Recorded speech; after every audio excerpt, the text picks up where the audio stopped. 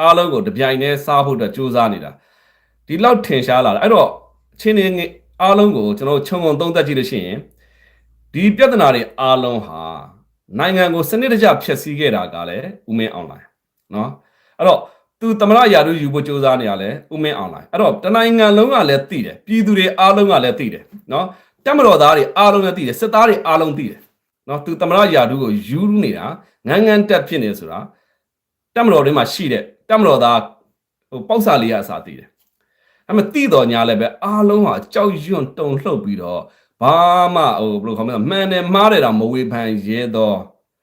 ဘဝတွေရောက်နေတာကတော့လူဖြစ်ရှုံးတယ်လို့ကျွန်တော်ခံယူရပြသိလားမလာပါဒီလီကိုရှင်မချိုဆိုပါခင်ဗျဒီစနေအဆိုရင်မြန်မာနိုင်ငံအတွင်းလိုက်တော့ဖြစ်ပေါ်နေတဲ့နိုင်ငံရေးတိုက်ပွဲတန်းတွေကိုနေ့စဉ်တင်ဆက်ပေးနေတဲ့စနေတစ်ခုပဲဖြစ်ပါတယ်ခင်ဗျစောင့်မျှော်အားပေးကြဖို့တိုက်တွန်းပါတယ်ခင်ဗျပြီးတဲ့လူတွေတွေ့ရတယ်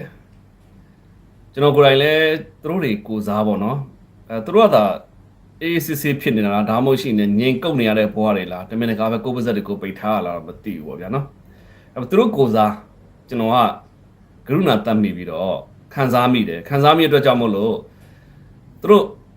ပြောလို့မရတဲ့စကားလို့ကျွန်တော်ထင်တယ်မပြောရတဲ့စကားလို့ကျွန်တော်ထင်တယ်အဲ့ဒါကြောင့်မို့လို့ကျွန်တော်အနေနဲ့ပြောရလိမ့်မယ်အဲ့တော့တော်တော်ကြီးကိုတရုပ်ပြက်လွန်ပါတယ်ဗျာနော်အဲ့လောက်တရုပ်ပြက်နေလဲဘယ်သူမှဘာမှမပြောရတဲ့ဘဝတွေရောက်လာကျွန်တော်တော်တော်အံ့ဩပါတယ်ဘာကြောင့်လဲဆိုတော့အခုလက်ရှိအခြေအနေမှာသမရယာဒူဘယ်သူမှသမရယာဒူနဲ့ပတ်သက်ပြီးမျက်စောင်းလေးတောင်မထိုးရတဲ့ဘဝတွေရှိတယ်အဲ့တော့ပါတီဥက္ကဋ္ဌမေးကြည့်လိုက်တယ်သမရယာဒူမျက်စောင်းတောင်မထိုးရဘူးပြစ်တော်မပြစ်မာရတဲ့ဘဝတွေရောက်နေတယ်တော်တော်အံ့ဩဖို့ကောင်းပါတယ်နော်အဲ့တော့သမရယာဒူကိုတကယ်တမ်းမှန်းနေတာကကာကွယ်ဦးစီးချုပ်ဦးမင်းအောင်လှိုင်ကမှန်းထားလို့ဒီသမရယာဒူနဲ့ပတ်သက်လို့ပါဇက်ကလင်းနဲ့တော့မှပဲဝစီကန်နဲ့တော့မပြစ်မှားရဲဘူးမနောကန်နဲ့တော့ပြစ်မှားရဲတော့ဟာမသိပါဘူးနော်ကာယကန်နဲ့လည်းမပြစ်မှားရဲဘူးဝစီကန်နဲ့လည်းမပြစ်မှားရဲဘူးမနောကန်နဲ့လည်းမပြစ်မှားရဲဘူးဖြစ်နေတယ်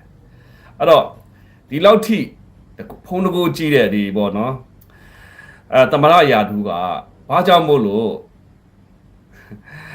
ပြစ်မှားမှာကြောက်နေကြရလဲအဲ့တော့ဦးမင်းအောင်လှိုင်ကတကယ်ပဲကာကွယ်ဦးစီးချုပ်ယာဒူနဲ့သမရယာဒူကိုတပြိုင်နဲ့ကင်ဖို့ကြိုးစားနေသလားဒါဒီနေ့အဖြေထုတ်ပြီးတော့မေးခွန်းထုတ်သွားကြမှာပေါ့ဗျာနော်အဲ့တော့ထောက်ခံနေတဲ့သူတွေလည်းကျွန်တော်တော်တော်အံ့ဩတယ်ဘာမှမပြောရတဲ့သူတွေလည်းကျွန်တော်တော်တော်အံ့ဩတယ်ဘာမှမပြောရတဲ့သူတွေနဲ့ပတ်သက်လာလို့ရှိရင်တော့နည်းနည်းလေးနားလည်ပေးလို့ရပါမယ်ထောက်ခံနေတဲ့သူတွေကျွန်တော်တော်တော်အံ့ဩပါတယ်မြန်မာနိုင်ငံဟာဒီလူတယောက်အာဏာထိန်းလိုက်တယ်နော်မစင်မကျင်လောက်ရက်တွေကြောင့်နိုင်ငံဟာဒီလိုမျိုးဘဝပြတ်သွားတယ်အဲ့လိုဘဝပြတ်တဲ့အချိန်မှာကာကွယ်ဦးစီးချုပ်ကနော်နိုင်ငံအတွက်ဒီဆုံးဖြတ်ချက်ကိုချတာလားဘယ်သူအတွက်ဆုံးဖြတ်ချက်ချရလဲဆိုတော့အဲ့ဒီမှာပေါ်လွင်နေပြီလေဒီအာဏာထိန်းမှုတွေနော်ဒီအာဏာသိမ်းမှုတွေအကုန်လုံးဟာပြောရမယ်ဆိုရင်အခုဖြစ်ရတဲ့အားလုံးမှာနော်လုံပုံကိုင်ပုံတွေအားလုံးအခြေအနေတွေအားလုံးအချိန်ကြည့်လိုက်ရင်သူသမရယူလို့အာဏာသိမ်းနေဆိုတော့တဖြည်းဖြည်းထင်ရှားလာပြီကျွန်တော်တို့ကဘယ်လိုခေါ်မလဲဆိုမှန်းပြောခန့်မှန်းပြောလို့မရဘူးတဖြည်းဖြည်းနဲ့ထင်ရှားလာပြီသူအာဏာကိုယူခဲ့တယ်အာဏာကိုသမရယာဒူကိုယူခဲ့တယ်တက်မှတ်ခဲ့တယ်ငန်းတက်ဖြစ်နေခဲ့တယ်ပိုပြီးသိတာလာတယ်အဲ့တော့ဒီပေါ်မှာအခြေခံပြီးတော့နိုင်ငံအတွက်လည်းမဟုတ်နော်ဒီမိုကရေစီအတွက်လည်းမဟုတ်စစ်တပ်အတွက်လည်းမဟုတ်ဘဲနဲ့အာဏာကိုထိန်းခဲ့တယ်နော်အာဏာကိုဝင်ထိန်းခဲ့တယ်ပေါ့ဗျာနော်သူအာဏာထိန်းပြီးတဲ့နောက်ပိုင်းမှာနိုင်ငံဟာစုပ်ပြတ်တက်ပြီးတော့ဘာမှဘယ်လိုခေါ်မလဲဆိုရင်ရစရာမရှိတော့အောင်ပြည်သူလူထုတန်ပေါင်းများစွာဘဝတွေပျက်စီးခဲ့ရတယ်နော်အဲ့တော့တဖြည်းဖြည်းနဲ့အခုလက်ရှိအချိန်မှာလည်းဒီသမရယာဒူကိုထပ်မှန်းတယ်သမရယာဒူကိုမှန်းတာလည်းအကြောင်းမဟုတ်သေးဘူးသမရယာဒူနဲ့ပြင်ဒီစစ်တပ်မှာကာကွယ်ဦးစီးချုပ်ယာဒူပါထပ်ပြီးတော့မှန်းနေတာလည်းမသိတာမဟုတ်သိတယ်နော်သူသမရပရိုခေါ်မဆိုတော့အဲ့ဒီပေါ့နော်ကျွန်တော်လက်မခံခဲ့ပေမဲ့သူဟာသမရယာဒူကိုငန်းတက်ယူခဲ့တယ်ဆိုတာကိုပြည်သူတဝက်ကျော်ပြည်သူ60ရာခိုင်နှုန်းလောက်ကလုံးဝမှန်ထားပြီးသားဘယ်လိုခေါ်မလဲဆိုတော့လုံးဝခံမှန်းထားတယ်လုံးဝယူဆထားပြီးသားဖြစ်တယ်ကျွန်တော်သိမိကြုံသေးပါဘူးဘာကြောင့်လဲဆိုတော့ချက်လက်ထောက်ထားမရှိဘူးလေဟုတ်လားအဲ့တော့ပြည်သူ60ရာခိုင်နှုန်းပြောသည့်အတိုင်းကျွန်တော်တို့မယုံကြည်ခဲ့ပါဘူး တကယ်သူကိုယ်တိုင်ကအခုတကယ်ယူပြနေတဲ့အပြင်ကိုအခုသမရယာတုနဲ့ပတ်သက်ပြီးဘယ်သူကမှမျက်စောင်းမထိုးရတဲ့ကာယကံနဲ့လည်းမျက်စောင်းမထိုးရဝစီကံနဲ့လည်းမျက်စောင်းမထိုးရမနောကံနဲ့လည်းမျက်စောင်းမထိုးရဘာကြောင့်လဲဆိုတော့သူကဒီအခြေအနေရအောင်ဖန်တီးနေတာ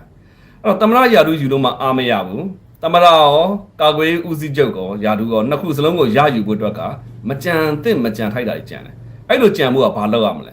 အဲ့လိုကြံစီဖို့ဆိုလို့ရှိရင်အနိုင်ဆုံးနိုင်ငံဖြည့်ဆည်းပြရမယ်နိုင်ငံဖြည့်ဆည်းမှသာလေအဲ့ဒီဖြည့်ဆည်းမှုပျက်စီးမှုတွေအားလုံးကိုလက်ညှိုးထိုးပြီးတော့ငါမဖြစ်မနေယူရမှာပါဒီအခြေအနေနဲ့ငါပဲကိုက်ညီပါတယ်ဆိုတဲ့ပုံစံမျိုးရောက်အောင်သူ့ကိုအားပေးထောက်ခံသူတွေအားလုံးရဲ့အမြင်ပေါ့ဗျာနော်သူတို့တွေအားလုံးကို brain wash လုပ်ရမယ်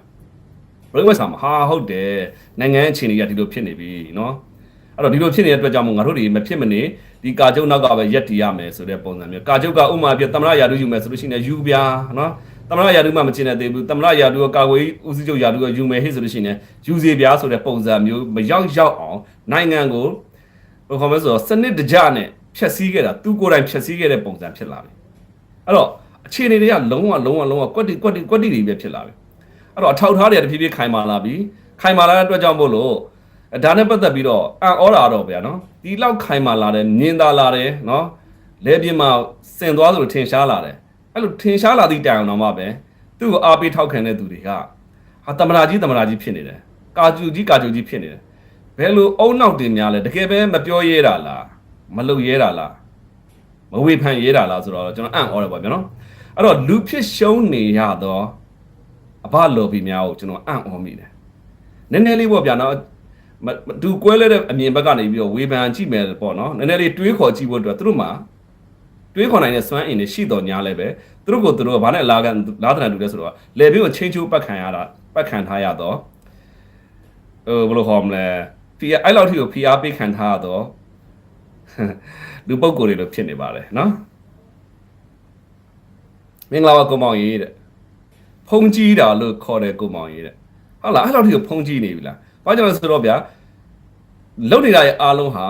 ာနော်စာလုံးရင်စကလေးကနေပြီးတော့နိုင်ငံရေးကိုကင်တွယ်ပုံနဲ့နိုင်ငံကိုတပည့်ငါမဖြက်စီးအောင်လုပ်နေတာဆိုလို့ကျင်တာဗျာ PDF ကလေးတွေပေါ့ဗျာနော်စာလုံးရင်ဥပမာစာမမြောက်သေးတဲ့အရွယ်ထားလိုက်ငါမွေးထားတာဆိုတမင်တကာမွေးတာနိုင်ငံကိုမပြတ်အောင်ဖြတ်တာ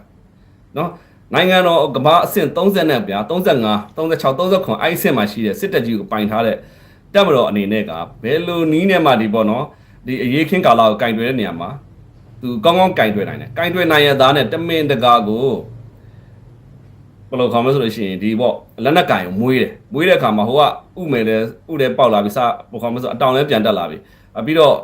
2မီလီကနေစပြီးတော့လက်နက် rifle တွေကင်လာတယ် rifle တွေကင်လာရင်မြို့တွေကိုသိမ်းလာနိုင်တယ်တဖြည်းဖြည်းဒီလိုမျိုးဖြစ်အောင်တမင်တကာမွေးရတယ်မွေးပြီးတော့နိုင်ငံကဒီလိုပျက်စီးအောင်တမင်တကာဖျက်ဆီးတယ်အဲ့လိုဖျက်ဆီးတဲ့အခါမှာတော့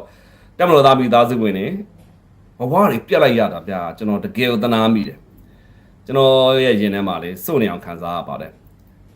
ရဲမိသားစုဝင်နေအုပ်ကြီးတွေပြည်ခိုင်ဖြိုးပါတီဝင်နေအားလုံးဟာဘဝတွေတေချေပျက်စီးခဲ့ရတယ်နိုင်ငံကိုစနစ်တကျနဲ့ဖျက်ဆီးနေတာပြီးတော့အောက်ခြေမှာလည်းတခါလဲဟိုဘယ်လိုခေါ်မလဲဆိုတော့လက်နက်ကင်တဲ့ဒီပေါ့စစ်တပ်ဂိမ်းနဲ့ဟာတိတ်မချာမနာဒါတွေလွတ်ထားပေးပြီးတော့ဒီလိုမျိုးပဲလွတ်ထားတဲ့အခါမှာနိုင်ငံဟာတဖြည်းဖြည်းဖျက်ဆီးလာတယ်နော်အဲ့လိုမျိုးပျက်စီးလာတဲ့နိုင်ငံဟာသူပဲစနစ်တကျနဲ့ဖျက်ဆီးလာပြီးတော့မဖြစ်မနေကာချုပ်ယာထူးရောဒီလိုမျိုးပါနော်ဟို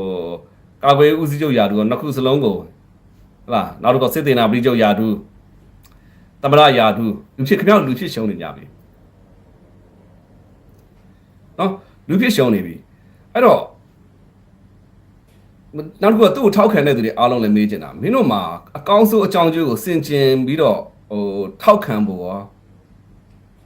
ဆန္ဒတွေရောရှိရလားနော်မင်းတို့ကလူတွေနော်ကိုမင်းတို့အားလုံးကနာမည်တွေနဲ့နော်နာမည်တွေရှိရမင်းတို့အဖေကမွေးပေးလိုက်တာမောင်ဘသူမဘသူဖြစ်မွေးပေးလိုက်တာပါနော်ခါရဲဟိုဘယ်လိုခေါ်မလဲဆိုတော့အဘထောက်ခံသူအဖြစ်နဲ့အဘဘောမအဖြစ်နဲ့မွေးပေးလိုက်တော့မင်းတို့နာမည်တွေရောမှတ်မိကြသေးရလားအကုန်လုံးမေးချင်တယ်အဲ့ဒီဘယ်လိုခေါ်မလဲအဲ့ဒီအဘထောက်ခံတဲ့သူတွေအားလုံးမေးကြည့်ချင်တယ်မင်းတို့နာမည်တွေမှတ်မိကြလားကိုယ်နာမည်တွေကိုမှတ်မိကြရလားမင်းတို့မှာနာမည်ရှိတယ်မှတ်ပုံနဲ့နံပါတ်ရှိတယ်မင်းတို့အဘဘောမဆိုရဲဘယ်လိုခေါ်မလဲဆိုတော့ကိုအဘဘောမတစ်ခုတည်းနဲ့နာမည်နဲ့ဘယ်လိုခေါ်မလဲဘဝဆုံးနေတဲ့သူတွေမဟုတ်ဘူးနော်မင်းတို့နာမည်တွေမှတ်ပြီးဖို့အရေးကြီးတယ်အဲနာမည်တွေကိုမမှတ်မိတော့ကိုနေ့စဉ်နဲ့များမှန်ကြည့်ပြီးတော့ငါဟာအဘဘောမဆိုတဲ့နာမည်ဟာ ကော့ကိုပေးထားတာလားဒါမှမဟုတ်ရင်ကြောက်စိတ်ကပေးထားတာလားကျွန်တော်